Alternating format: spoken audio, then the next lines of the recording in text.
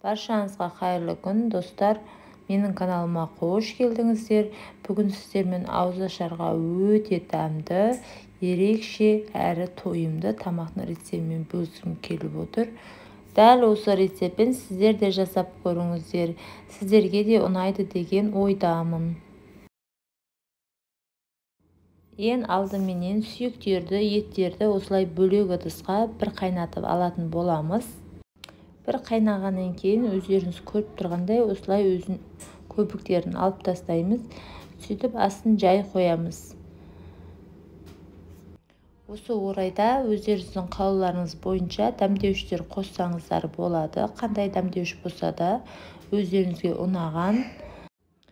Бұрыш салдым, бүтін бұрыш, бір сәбізімді, бір пиязымды салып жердім. Осы орайда енді бөлек ыдысымызға осылай паршымызды, пиязымызды ұсақтап турап, күрішімізді осылай жақсылап жуып тазалап қосатын боламын.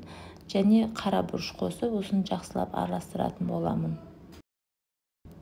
Осы орайда паршым дайын болды. Енді оған бір жұмыртқа қосып жібердім. Осылай шашырамай әдемі болып пісу үшін бұнда жақсылап араластыратын боламын. Бұл салмамыз болгар бұрышымыздың салмасы еді. Осылай бәрін нығыздап салатын боламыз. Өздеріңіз көріп отырғандай.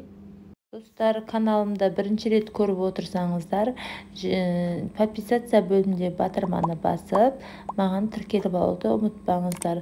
Алдағы уақытта да керемет лайфхактармен және керемет видеолар түсіретін боламын.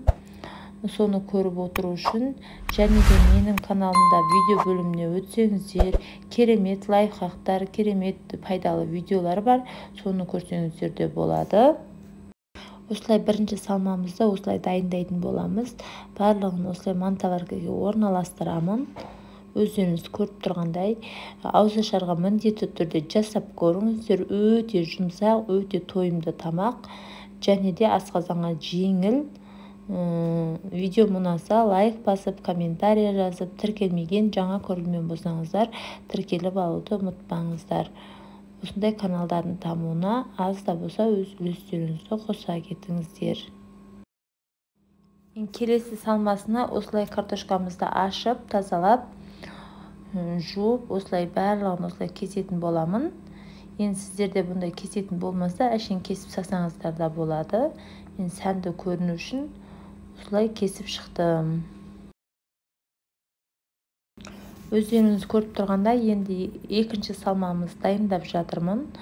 Осылай барлығын ұсақтап турап болған екен. Оның үстіне бір қасық приправа салдым. Бір қасық қызыл бұрыш, бір қасық қара бұрыш саламыз. Бір қасық тұзымыз бар, соны жақсылап араластыратын боламын. Енді өздеріңіздің қалауларыңызша қандай приправа сасаңыздар да, ұнаған приправаларыңызды сасаңыздар болады. Енді осыны жақсылап араластырып,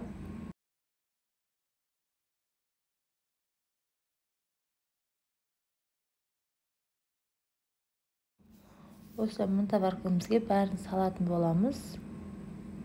Бәрін бетін тегістеп, осылай бәрін салып шығатын боламын. Қайнап тұрған етіміздің үстіне енді болгар бұрышымызбен дайындағанын қоятын боламыз. Оның үстіне картошкамен дайын болған салмамызды қоятын боламыз. Бір сағатқа қалдырамын, бір сағатта дайын болады. Өздеріңіз көріп тұрғандай дайын болды. Осылай бір сағатымыз өтті, тамағымыз өте жұмсақ, дәмді болып пісті. Егер де ауызашарға осылай дайындап жесеңіздер, майсыз, өте асқазанға жеңіл тамақ. Және де диета ұстап жүрсеңіздер, міндетті түрде осы тамақты істеп жесеңіздер болады. Назарларыңызға көп рахмет, қош сау болыңыздар.